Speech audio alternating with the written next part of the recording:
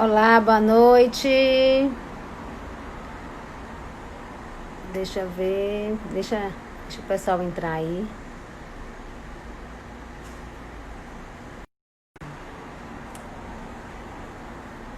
Olá.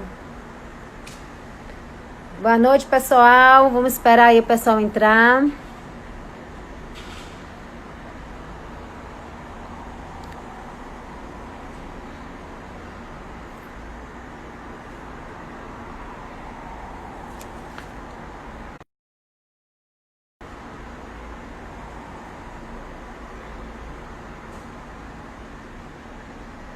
Não é isso?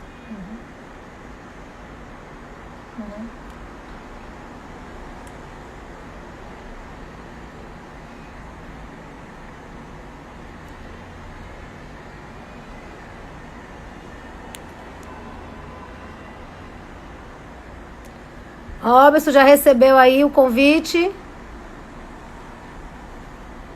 Robson não entrou. Robson precisa entrar, gente.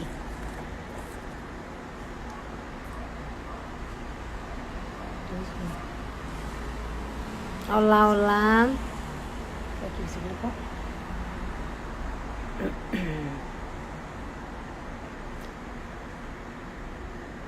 Eu preciso que Robson entre. Vou chamar ele aqui no WhatsApp. Robson hoje é o nosso convidado da live.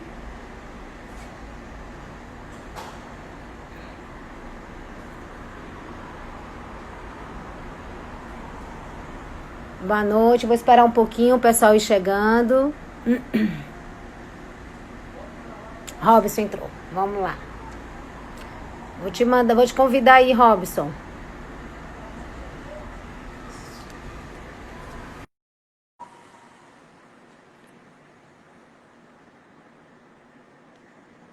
Boa noite, pessoal.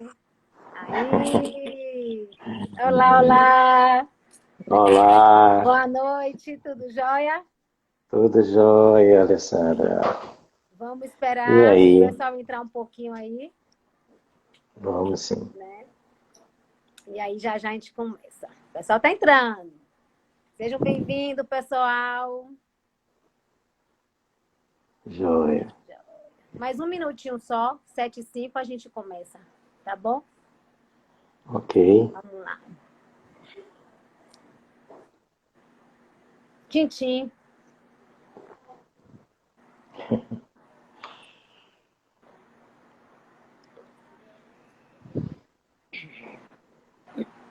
Pois é, quer dizer, nós vamos falar de um assunto muito importante, Super né? atual, né?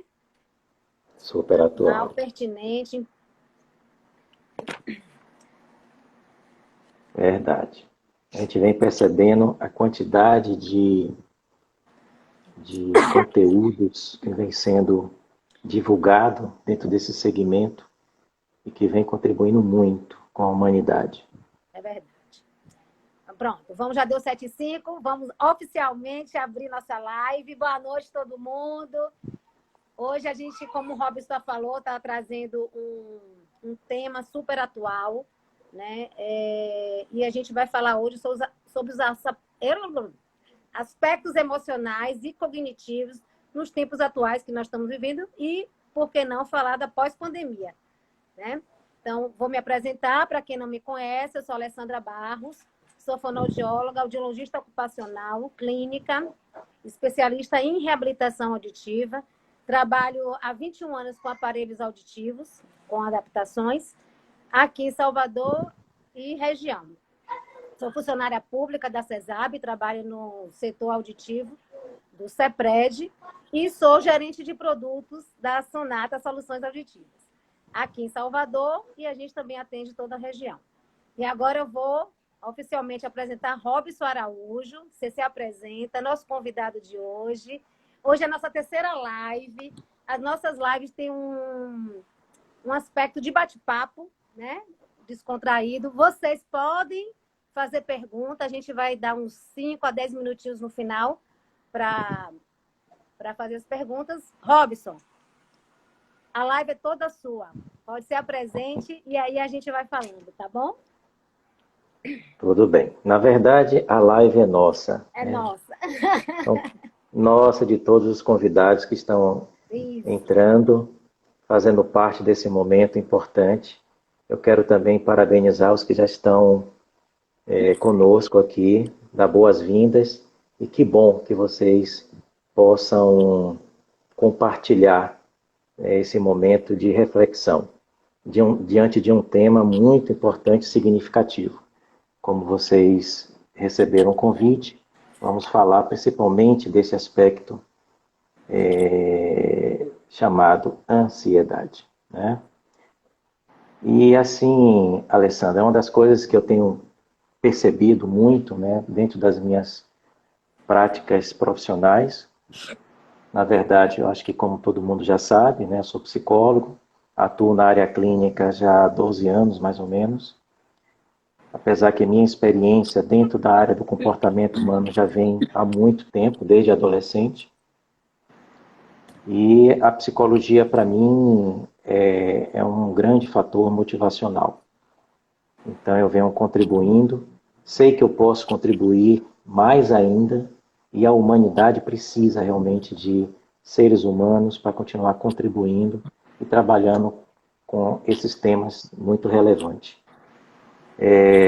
Eu atuo na área clínica, também sou professor de universidade, ensino no curso de psicologia, e tem outros trabalhos que eu desenvolvo em família. Então, a família também faz parte desse grupo de seres humanos que trabalha com gente. Então, eu venho desenvolvendo uma série de atividades. E venho percebendo, principalmente nesse período, como nós delimitamos o nosso foco, falar sobre esse período de pandemia e pós-pandemia.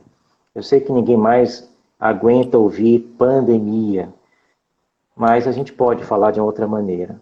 Ou seja, o que esse momento está trazendo para todos nós como reflexão. E é uma reflexão que a gente para fazer uma avaliação do antes, do agora e o depois. E quando eu digo isso, evidentemente, a gente se depara no aspecto da ansiedade. Por quê? O que é que desenvolve mais a ansiedade? É a dificuldade que nós temos de estarmos no momento presente. Ou nós estamos no passado, ou nós estamos no futuro. Na verdade, o futuro é quem mais desencadeia, é o gatilho. Até porque o futuro a gente não tem controle, algo que não aconteceu. E a gente imagina muita coisa. Mais adiante eu vou falar um pouco desse aspecto da imaginação. Então, a ansiedade é um transtorno realmente muito sério, muito importante de ser trabalhado, principalmente nesse momento que nós estamos vivendo, como eu falei. Até porque, se a gente não prestar atenção ou não cuidar desse sentimento, essa ansiedade vai chegar a uma depressão. E hoje, eu observo, diante dos diagnósticos que nós profissionais vem fazendo, tem muitas pessoas também com quadros de ansiedade e quadros depressivos. A depressão já é um ponto mais... é o ápice, né? Já é o ponto do estado emocional que quem está nesse momento pedindo socorro. Quem está num estado depressivo realmente está pedindo socorro. Aproveitando, Alessandra, nós também estamos nesse período de Setembro Amarelo, né? O mês em prevenção contra o suicídio. Sim. E nós estamos, né, tanto falando da questão da ansiedade, como eu falei, se não cuidar da ansiedade, pode chegar a uma depressão e a depressão pode chegar a um suicídio. Então está tudo interligado. Tá? Bom, por trás, ou seja, um sentimento subjacente à ansiedade é o medo. o medo e a ansiedade, eles caminham bem próximos. Só que o medo é muito importante, porque através do medo é o que vai fazer com que a gente possa avaliar o que é perigoso, o que não é. O medo é muito importante. Eu tenho observado muitas vezes pessoas, às vezes, dizer assim, não, eu não tenho medo. Não, o medo é importante na vida de todos nós. Agora, nós temos que ter um nível de medo para avaliar o que de fato é perigoso, o que de fato pode nos vulnerabilizar. Se eu estiver dentro de um carro correndo a 200 por hora, eu vou estar com medo. E esse medo vai ser importante para dizer, para. A segurança. Né? Uma segurança. E digamos que essa situação se repita e que o condutor novamente vai correr. Além de eu acionar o meu medo, eu também vou ficar ansioso. Porque vai uma probabilidade de ocorrer novamente, né? O motorista poder chegar a essa velocidade. Então já fico ansioso. Então, o medo e a ansiedade estão muito próximos. A ansiedade, ela tem níveis. Você tem um nível, praticamente 3 níveis. Um mais leve, um médio, né, um moderado e um mais severo. Os mais severos, não só a questão da ansiedade, todos os casos clínicos que envolvem ansiedade, nos casos mais severos, precisa de uma intervenção médica, para que o médico possa prescrever a medicação específica para o seu sintoma. E, paralelamente, as terapias. Todas as terapias, elas são funcionais. Eu sou suspeito de falar da minha abordagem, eu trabalho com a abordagem terapia cognitivo-comportamental, relacionada aos aspectos das nossas interpretações e que essas interpretações, de fato, influenciam na ansiedade. Então, temos 3 níveis. Então, o mais severo precisa de uma medicação e terapia.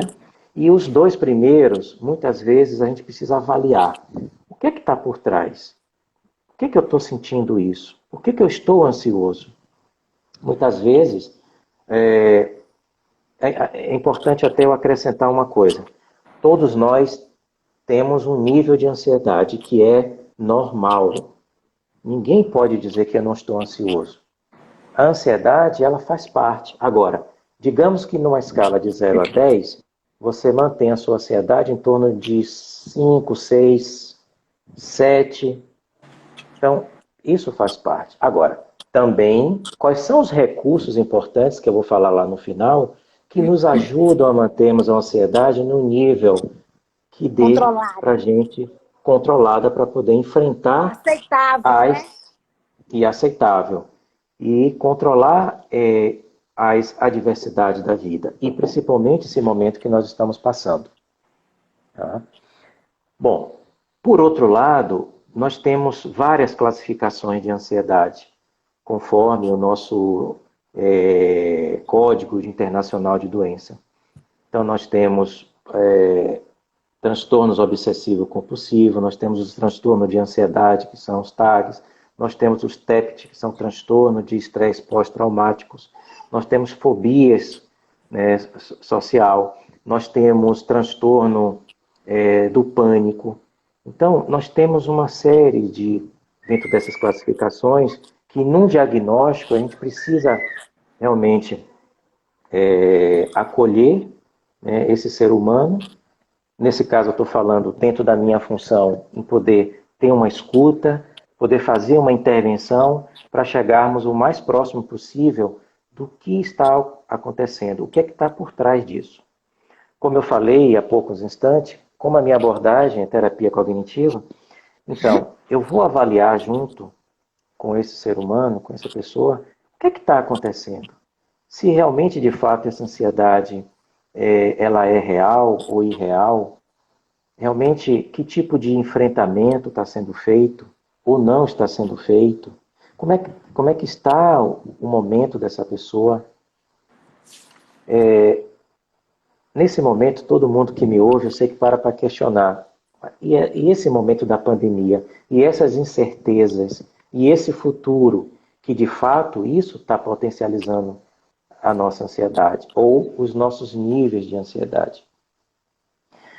E uma das coisas importantes, Alessandra, que eu tenho também trabalhado muito, é nós podermos nos mobilizarmos para esse novo momento, para esse pós-pandemia. E muitas pessoas se sentem paralisadas, né, em não poder criar um tipo de mecanismo ou até mesmo buscar ajuda para poder sair desse estado. E se não fizer isso, vai chegar a depressão. Okay? Você quer perguntar alguma coisa? Não, existe pesquisas, inclusive, que esse momento nosso deu um boom, né? Nas pessoas precisando e procurando esse tipo de ajuda, né? Eu acho que, claro, tem algumas pessoas mais resistentes, outras não. A organização, para você entender, a Organização Mundial de Saúde, antes da pandemia, já falava que o Brasil é o país mais ansioso do mundo, né? E assim, eu acho que esse momento da pandemia, que gerou um medo coletivo, né? E acho que quem estava com um processo de ansiedade piorou. E quem não estava, começou, né? Então, eu conheço relatos de psicólogos, psiquiatras, que falam que nunca trabalharam tanto como está trabalhando agora, né? Enfim, então, acho que é isso aí que você está falando.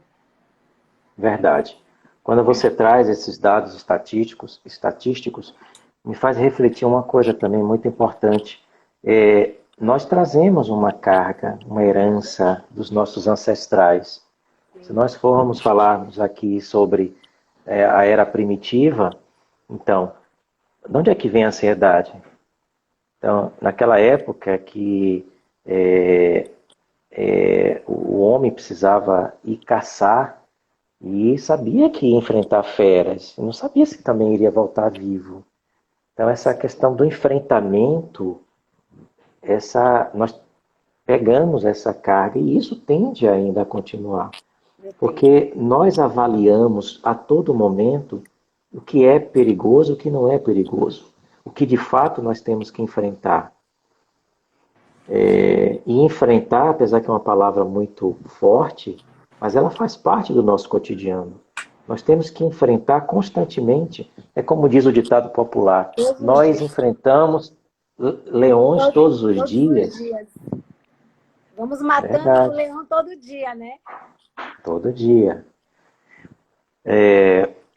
Então, assim, de fato, a gente vem percebendo muito nos nossos consultórios a quantidade muito grande de pessoas realmente com esse nível de ansiedade. E aí, aproveitando, tem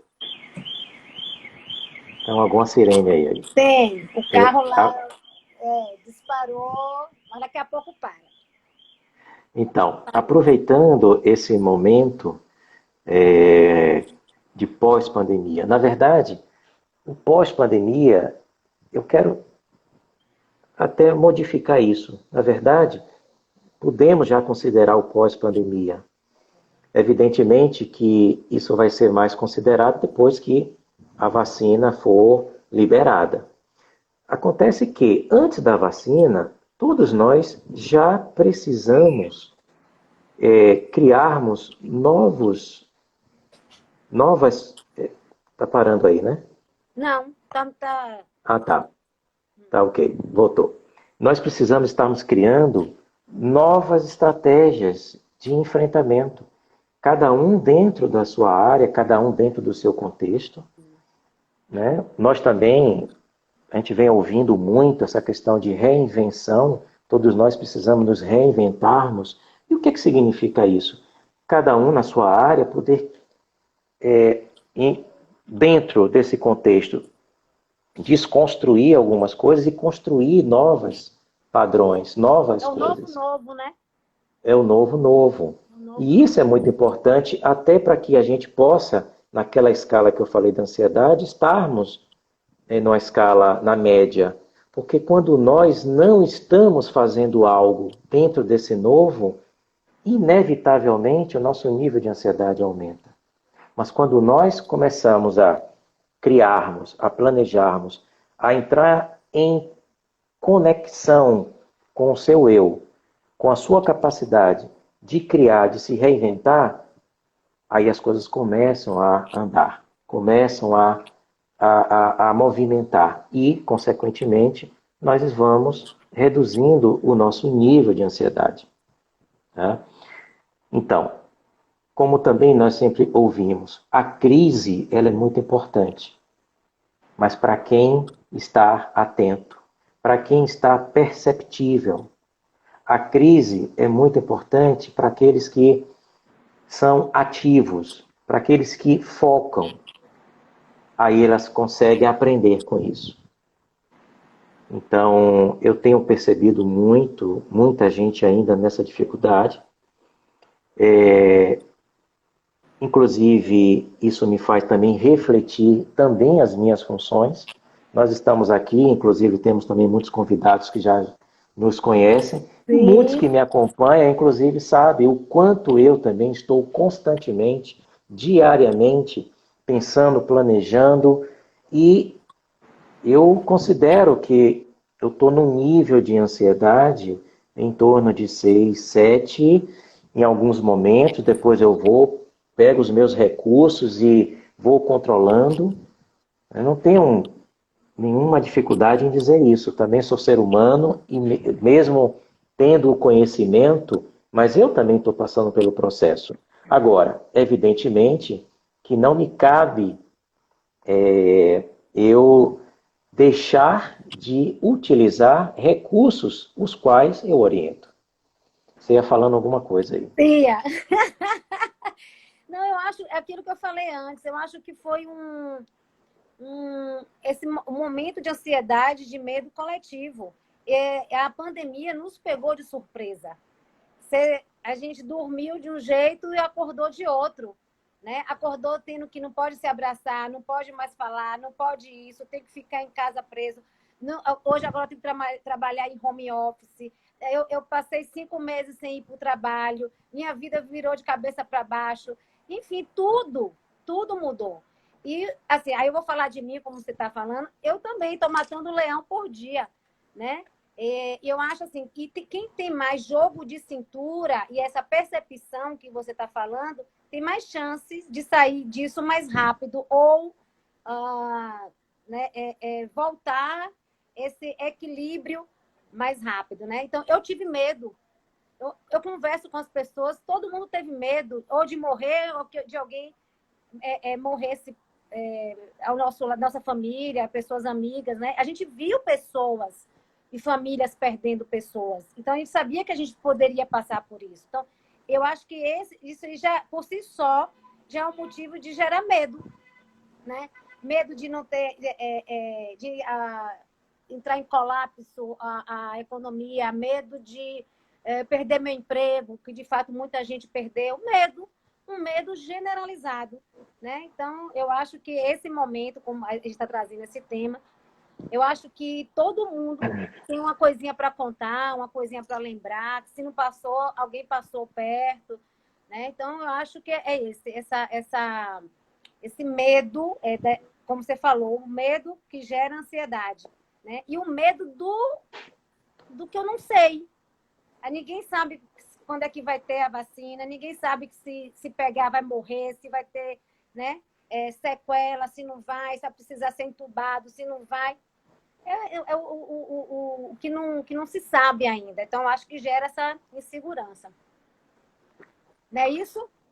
Perfeito, Alessandra. E acrescentando, dentro desses sintomas da ansiedade, nós temos 4 tipos de sintomas. Sintomas físicos, sintomas emocionais, sintomas cognitivos e sintomas comportamentais. Então, os sintomas físicos, seja tremores, palpitações, sudorese, falta de ar, né? Os sintomas emocionais também, dor no peito, tristeza, Eu ia falar angústia, né? choro, angústia. Os transtornos cognitivos, nós temos que, por sinal, perdão, os transtornos cognitivos não, mas os tipos de pensamentos que potencializam esses sintomas de ansiedade.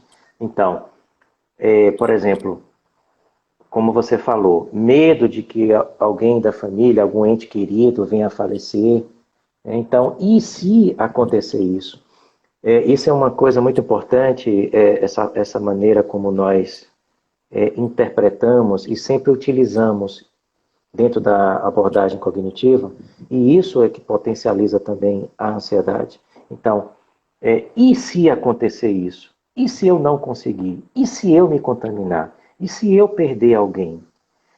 Então, é uma coisa para a gente poder observar nos nossos pensamentos, ou até mesmo diálogo interno, né? Porque tem essa diferença de pensamento e diálogo interno.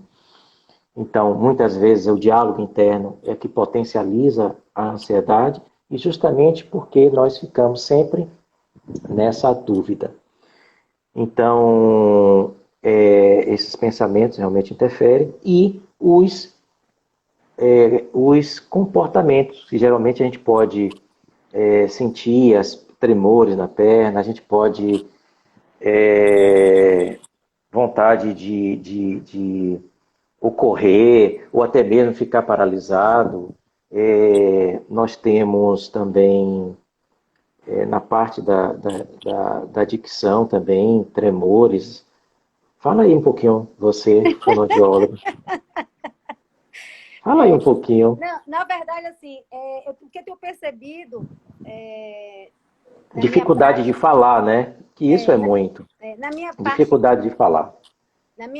o que eu tenho percebido na parte clínica hoje, quando eu recebo agora os pacientes, todo mundo, assim, 99% dos pacientes falam que o isolamento, que entrou em depressão, que está com ansiedade, que está triste, que está não sei o quê, que não sei o quê. Então, assim, e hoje a Sonata, ela aumentou seus atendimentos domiciliares por questão de protocolo. A maioria dos nossos pacientes são idosos, né? Então, isso dá uma segurança. Mas, eu já falei aqui, eu vou falar de novo dessa questão da pandemia, que você falou que a gente não deve falar mais esse nome, que ninguém está aguentando mais. Mas, assim, nos impôs sentir o isolamento. Nos impôs sentir o isolamento que um deficiente auditivo sente. Né? Porque quando uma pessoa tem a deficiência auditiva, e geralmente ela é progressiva, começa... eu não tô, não é que eu não estou ouvindo, você que fala baixo, e aquilo vai aumentando, aumentando, e aí pronto, diagnosticou uma perda auditiva. Essa pessoa vai se isolando, porque ela mesma não quer te encher seu saco. Ela mesma não quer... Minha mãe, baixa a televisão, está muito alto. Então, ela começa a se isolar, ela começa a assistir a televisão dela sozinha no quarto dela, na altura dela, que faz bem para ela escutar, confortável, mas que não quer incomodar o parente. E isso, ela vai o quê? Sem perceber, às vezes ela não percebe, a família não percebe, esse isolamento. No convívio, está conversando, está tendo um bate-papo, ela não escuta direito, ela não quer ficar perguntando toda hora. Então, deficiente auditivo geralmente faz uma risadinha. E o que acontece? Esse isolamento progressivo, essa falta de autonomia, ele deixa de fazer atividades corriqueiras, de ir no mercado, de ir no banco, porque ele não tem segurança mais para fazer suas transações, de atravessar uma rua, porque o deficiente auditivo ele tem sim uma dificuldade de ouvir os carros. Então, tem muitos pacientes que foram atropelados, né, justamente para não ter essa percepção.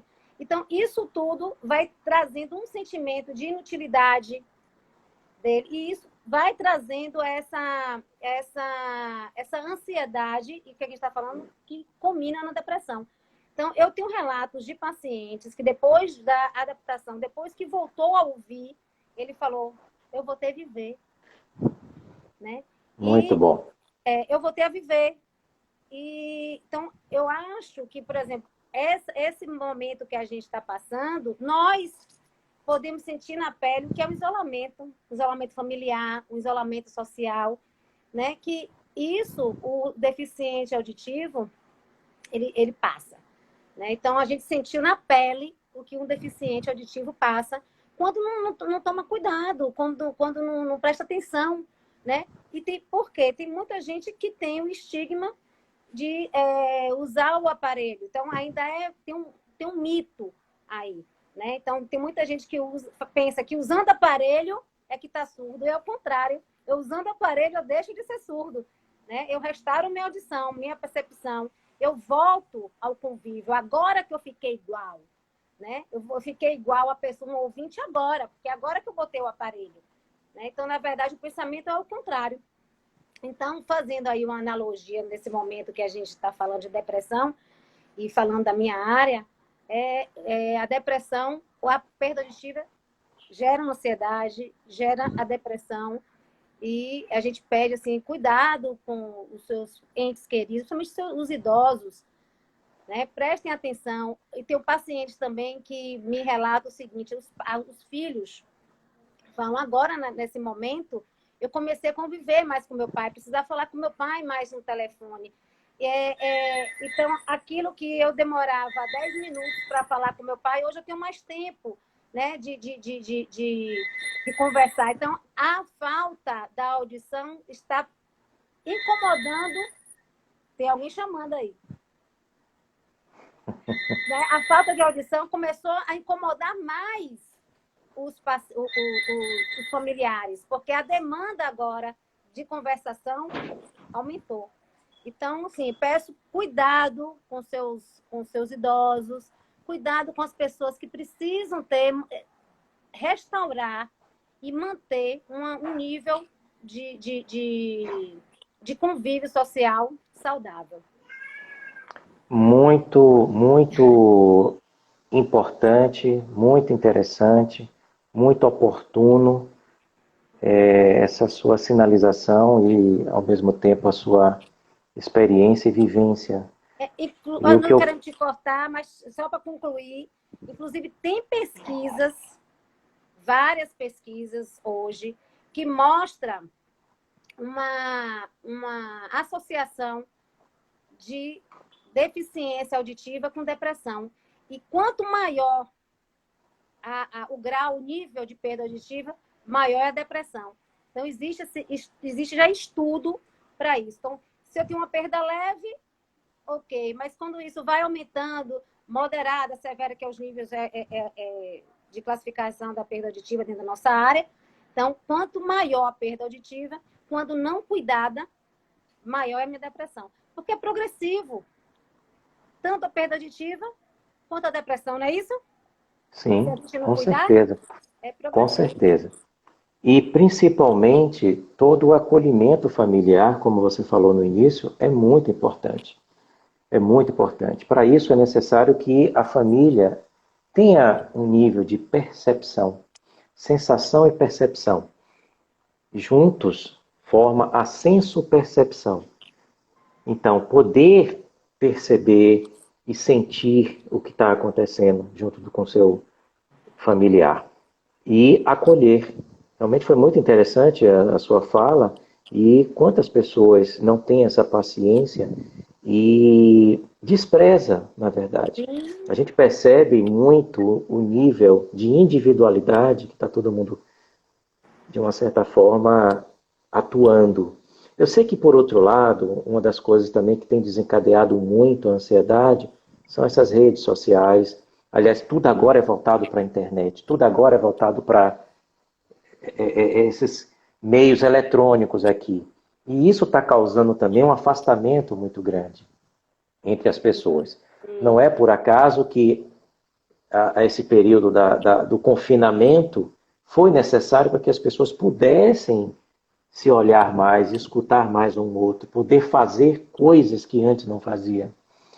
Então foi um aprendizado muito grande. Muito grande. Eu fico triste porque, infelizmente, tem pessoas que vai passar por ela e não vai tirar proveito. Não vai tirar proveito. Então, só finalizando essa parte, é muito importante e eu penso que você talvez possa observar no seu consultório, é, é, como melhorou muito o relacionamento entre os familiares por poderem estar mais Muito, próximos e poder escutar. muito. Eu acho que também a consciência do cuidado também melhorou muito, né? Isso. A ligação familiar, eu acho que melhorou muito, né? É como você falou, precisamos, a gente teve que voltar para casa, né? A gente foi obrigado a voltar para casa, né? Então a gente passava mais tempo na rua do que em casa. Agora a gente precisou ficar em casa, né? Isso. E uma das coisas também importante que a gente observa, inclusive quando eu digo que a gente observa, cada um sabe, cada um se conhece e percebe quais são os seus sintomas que caracterizam seu nível de ansiedade. No aspecto comportamental, como eu estava falando, um dos que a gente observa muito é a síndrome das pernas agitadas. Quantas pessoas ficam agitadas, agitando as pernas?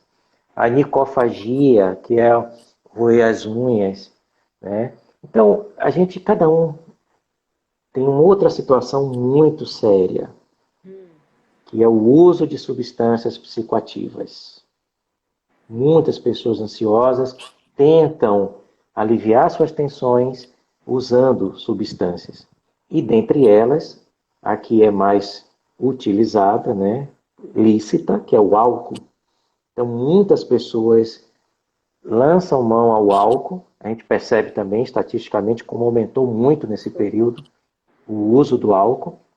E a gente sabe que o álcool, no início, ela ajuda a reduzir um pouco a euforia, mas logo em seguida, com o aumento do consumo, vai chegar a depressão. O álcool é uma substância depressora.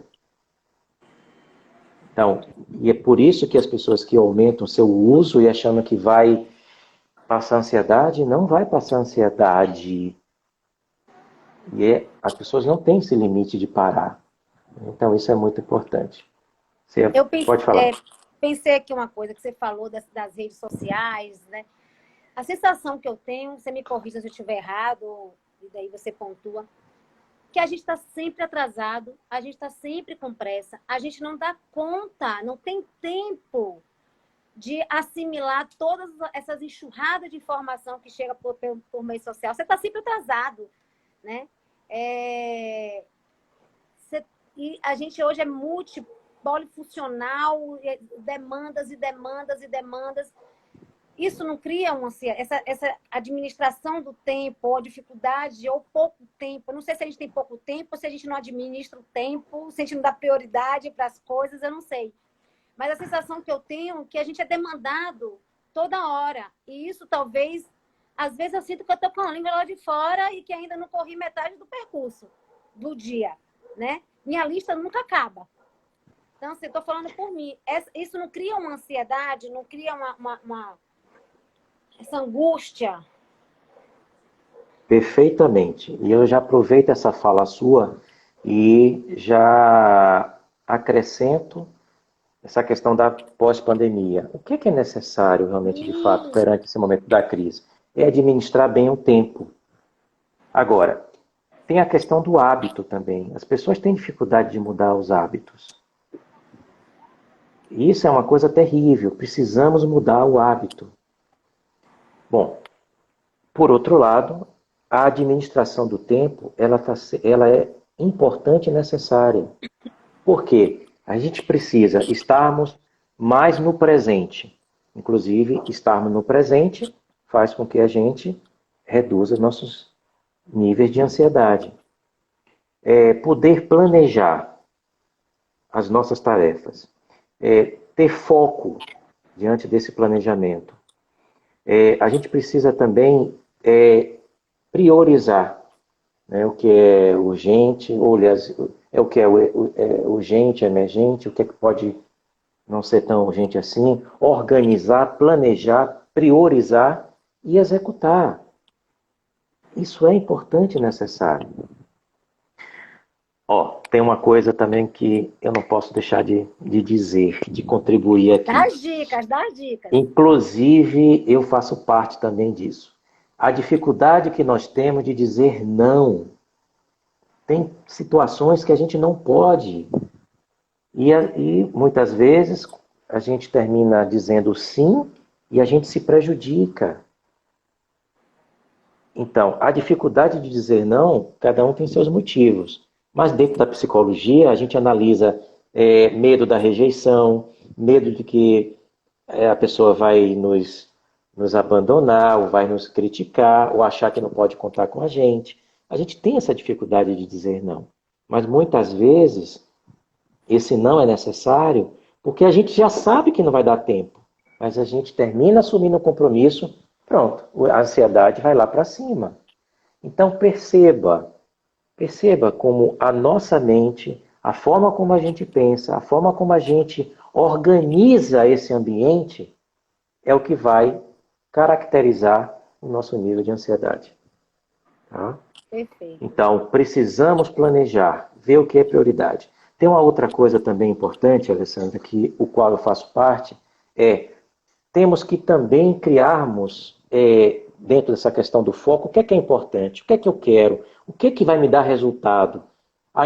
Nós temos atividades que a gente desenvolve e não vai dar resultado. A gente já sabe disso, mas por que insiste nisso? O que vai acontecer? Vamos ficar ansiosos. Aliás, essa pessoa vai ficar ansiosa. Então a gente tem que estar atento a isso. Por isso que essa mudança, esse momento, como nós estávamos avaliando pandemia e pós-pandemia, na verdade agora não tem pandemia nem pós, é o momento presente agora. O que é importante? O que é que eu quero da minha vida? O que é que eu preciso agora focar?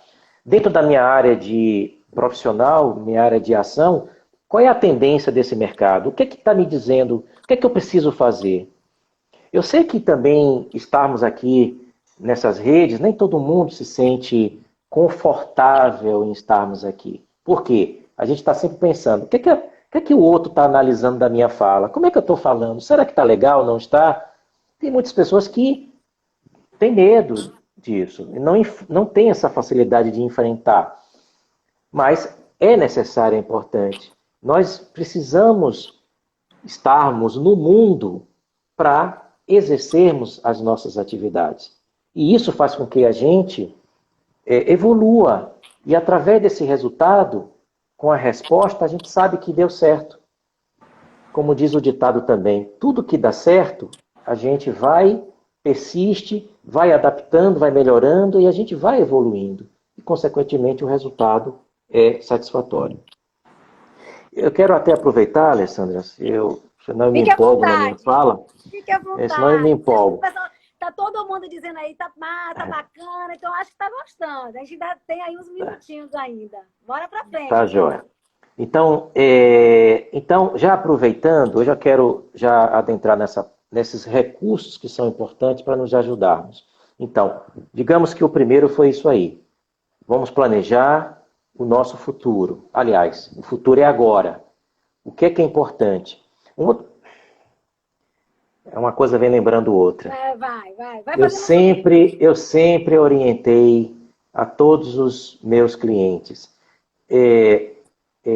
Procure desenvolver algo que lhe traga autonomia. Isso é muito importante.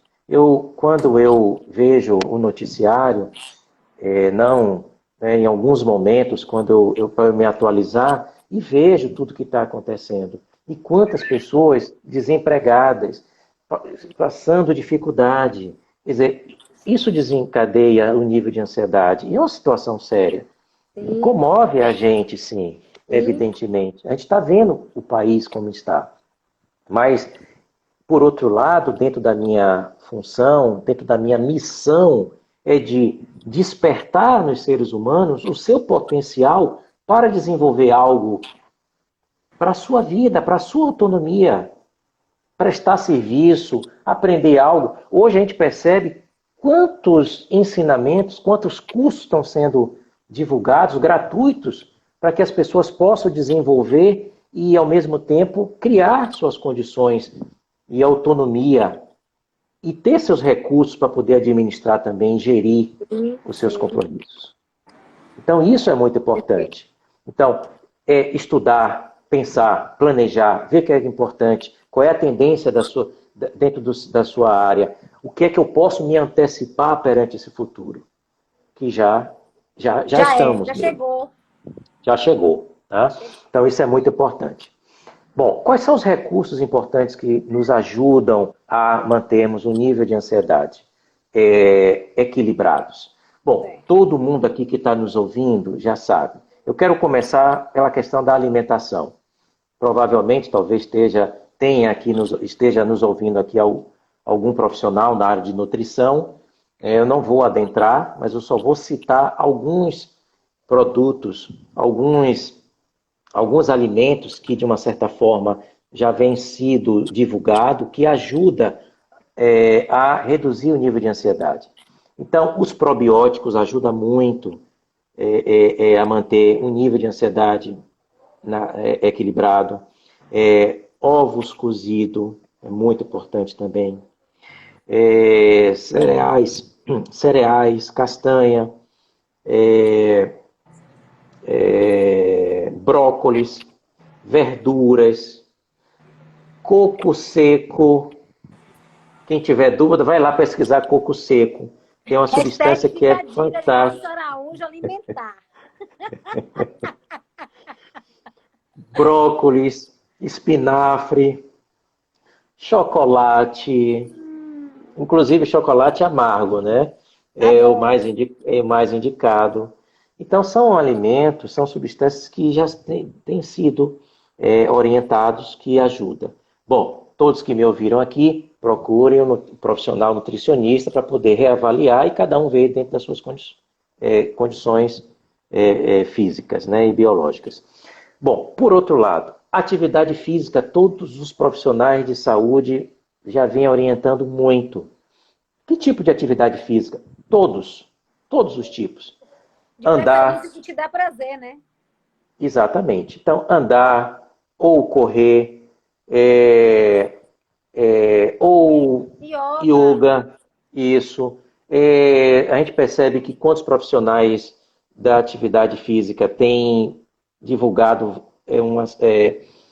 aulas gratuitas, os próprios personal, né, têm trabalhado muito nisso. Então, esse período que nós passamos confinados, tivemos uma série de orientações de todos esses profissionais para mexer com o corpo. A dança é fantástica, a dança. Então, não tem por que dizer que não tem como não fazer. Agora, é necessário fazer, porque é um recurso natural, é uma atividade importante que desenvolve as nossas próprias substâncias, os nossos neurotransmissores, os nossos hormônios, as endorfinas, as serotoninas, as epinefrinas. Então, todos esses componentes importantes que nos ajudam a reduzir a nosso nível de ansiedade. Então, isso faz com que a gente mantenha, inclusive, o foco para aquilo que a gente precisa desenvolver, para aquilo que a gente precisa focar. Então, todo mundo aqui que, depois da atividade física, sente aquela sensação prazerosa de relaxamento. É justamente isso. O nosso corpo fabrica naturalmente para nos dar essa sensação de bem-estar. Agora, nos casos mais elevados, aí precisa fazer uma associação com a medicação, que são já os benzodiazepínicos, que são as substâncias farmacológicas necessárias para ajudar a reduzir esse pico de ansiedade muito elevado. Aí precisa ir para o médico, fazer uma avaliação para poder concomitantemente fazer essa associação. Então, a alimentação, atividade física, a medicação quando for necessária, e eu não posso deixar de acrescentar 2 componentes, os quais eu gosto, ensino e pratico. Música. Todos que me conhecem, eu adoro música. Eu ouço música no consultório, eu ouço música quando eu estou dirigindo, eu ouço música quando eu estou atendendo, quando eu estou estudando e muitas vezes quando eu vou dormir. Então, eu ouço músicas. Além de determinadas músicas ajudar na redução da frequência cerebral. Então, a gente fica numa frequência que a gente vai ajudando a induzir o sono. E por falar em sono, a insônia é um dos componentes que revelam o quanto de ansiedade nós estamos, pensando no que vai fazer amanhã. Sim. Ou o que foi feito, o que deixou de fazer. Muitas pessoas que vêm, estou com uma insônia muito elevada, tá aí, tudo que a gente já falou aqui. A gente tem algumas técnicas dentro da abordagem cognitivo-comportamental, de a gente preencher alguns instrumentos, alguns questionários para ajudar a pessoa a desenvolver isso, a poder entender o que está acontecendo. Tem pessoas que realmente não conseguem dormir, então a gente orienta, pega um papel e anote tudo, escreva. Outra coisa, perceba que nesse momento não vai ser possível e não vai conseguir resolver nada disso. Então nós temos uma série de recursos que ajudam as pessoas a reduzir esse nível de ansiedade e a deixar de ter a insônia. Outra coisa também que é muito importante, essas pessoas que têm esse nível de ansiedade, evitem tomar café à noite. A cafeína aumenta muito o nível de ansiedade, estimula muito. Né? Bom, então reduzam isso também. Bom, então a música na internet tem músicas tranquilas, músicas suaves, músicas para estudar, músicas... Tem uma infinidade. Se me permite, aí já é um depoimento pessoal. Ó, a gente tem 7 minutos, aí a gente vai abrir para algumas perguntas, mas o que eu vou falar é o seguinte, fazer uma atividade prazerosa. Eu gosto de pintar, me faz muito bem. Eu voltei a pintar, né? Eu voltei a pintar porque é ali que eu não penso nada, não penso no ontem, nem na minha preocupação de amanhã, depois resolve. Ali eu estou ali, naquele momento. Então, eu tinha deixado de pintar, até por causa... depois veio a pandemia, aí teve o isolamento, né? Enfim, e eu estou voltando aos pouquinhos, e eu falei, meu Deus, como que isso me faz bem? Eu tinha esquecido desse prazer. Como isso me relaxa. Apesar de ser um trabalho físico, né? Às vezes eu passo o dia todo em pé, mas é super gratificante. Então, assim, eu tinha esquecido como pintar me faz bem. Pintar por hobby, para mim. Né? Então, ótimo. Eu acho que é uma das coisas, e a terapia, né, Robson, que a gente tem que fazer quando está Com certeza. Né, eu acho que a terapia tem que ser para todo mundo. E eu fiquei muito feliz de perceber, só para concluir, que nesse momento, quantos profissionais de psicologia e psiquiatria se colocaram à disposição, até muito gratuitamente, porque existe também a ideia que fazer terapia é luxo. Né? Eu tenho tantas outras coisas para pagar e eu vou deixando isso para lá ou para frente ou empurrando com a barriga, né? E às vezes a gente cuidar da nossa saúde mental me dá tanta outra disponibilidade, mais disposição para fazer outras coisas, eu vou evoluir tanto que eu posso produzir mais. Então, assim, eu acho que é também esse mito, né? Dessa... que é inacessível eu fazer uma terapia, eu me cuidar. Eu falar que eu estou fazendo terapia, vai dizer que eu sou doido, vai dizer que eu sou desajustado. Então, desmistificar isso, né? Desmistificar isso. Então, acrescentando essas terapias, na verdade, a gente precisaria até de mais tempo para acrescentar. Então! Mas, passou tão rápido. Veja, O final foi bom. Cozinhar, eu mesmo, minha família que deve estar me ouvindo aí sabe, eu fui com meu filho para a cozinha tem um pouco tempo e fizemos um prato maravilhoso. Então, cozinhar, crochê, eu tenho tido clientes que estão fazendo crochê, assistir, resgatar muitos filmes, fotos de que a gente vai armazenando nesse celular, quando a gente vai ver, a memória já está cheia. Então, poder rever isso. Então, tem uma infinidade de recursos, né? E, Alessandra, por último, eu quero acrescentar uma informação muito importante, que é a meditação. Então, todos nós precisamos meditar. E hoje fala-se muito em uma prática muito importante chamada de mindfulness. O que é o mindfulness? Mindfulness é uma técnica milenar, mais de 2.500 anos, não tem nada a ver com religião, mas é uma filosofia de vida. Os budistas realmente ensinaram muito isso para a gente. Então, a prática do mindfulness é muito importante e necessária. Muitos profissionais estão cada vez mais orientando, divulgando. Eu, inclusive, estou preparando um material que eu vou divulgar, eu vou lançar esse material também para contribuir.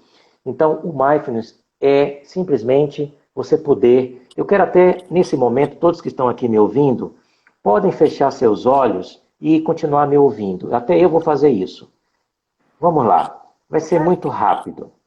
Eu quero que todos vocês, com os olhos fechados, comecem a respirar profundamente e sentindo a respiração adentrar nos seus pulmões de forma lenta e profunda. Isso. Quando você perceber seus pulmões ao máximo, aí você vai soltando lentamente pelo nariz. Quem tiver alguma dificuldade pelo nariz pode abrir a boca um pouquinho. Isso. Volta novamente. Inspira. Pode contar também com os pulmões cheios, de 1 até 5 ou de 1 até 10. Mantém um pouquinho, depois solta. Lentamente. Agora eu não vou falar nada, vamos fazer todo mundo em silêncio.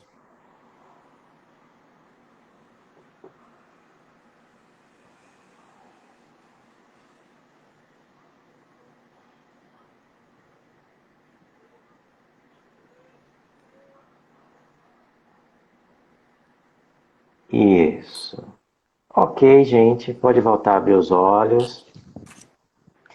Gente, então, essa pequena experiência, pratiquem 2 vezes, 3 vezes ou até 1 vez no dia. No momento que você sentir mais ansiedade.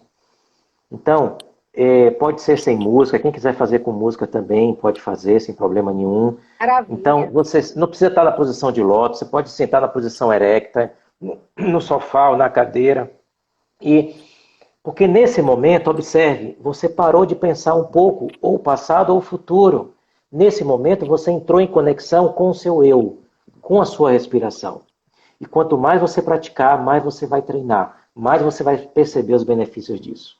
Ok? Maravilha. Eu quero falar as minhas considerações finais, que é muito importante, e depois, se der tempo, eu respondo alguma coisa. Antes de ficar, só tem 1 minuto, senão eles cortam, bora. Tá. O modo como a gente pensa determina se a ansiedade vai persistir ou vai diminuir. Então, tudo está aqui no nosso pensamento. Reavalie os seus pensamentos. Perfeito. Robson, maravilhoso. Eu acho que todo mundo gostou. Não deu tempo das perguntas. A qualquer momento pode cair aí. Quero te agradecer imensamente.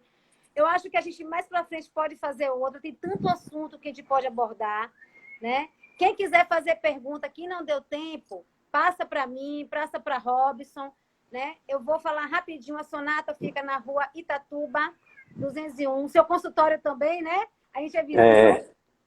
Isso. Eu fico na sala 702, você... 110. 110. 110. 110. O telefone da Sonata, 3055-2021. E o WhatsApp, 9916-3787.